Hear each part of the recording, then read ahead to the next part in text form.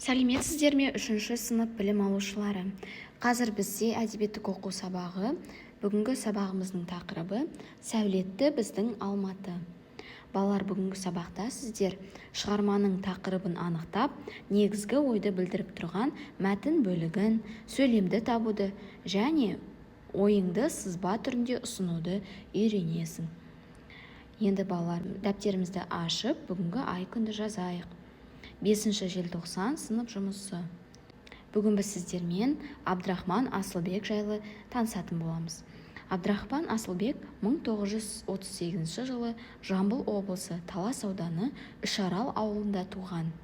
Балаларға арналған ойын ойнап ән салмай жыр жинағы, тілін жұтқан тауық, жаңғақ жыры және тағы басқа ертегілері бар.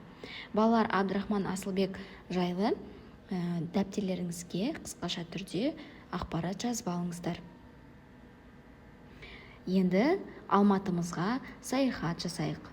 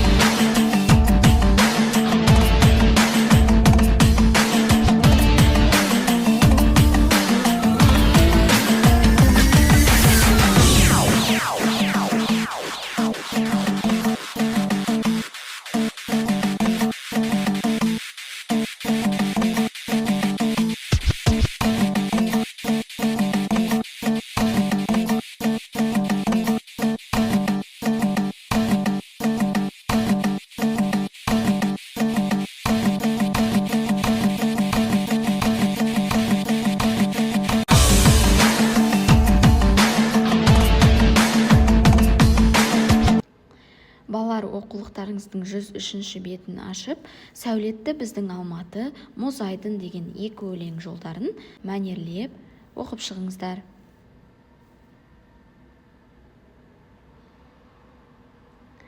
Қазір дәптерімізге кесте сызамыз. Кестемен жұмыс, яғни дәптерімізді екі бөлікке бөлеміз. Бірінші бөлігіне өлең жолдарын жазамыз. Сіздерге екі өлең жолы берілген. Және екінші бөлігінде сол өлеңді қалай түсіндіңіздер? Өз сөздермен жазасыздар, сөйлем түрінде. Бірінші бағанда өлең жолдары жазылады, екінші бағанда сөйлем түрінде өздеріңіздің түсінген ойларыңызды жазасыздар. Мысалы, бірінші өлең жолы. Қоршаған таулары, жайқалған баулары, бұлбұлдар шырқаған, су бұрқақ-бұрқаған. Міне осы өлең жолын қалай түсіндіңіздер? Өз сөздеріңізбен, қара сөзбен жазып шығыңыздар.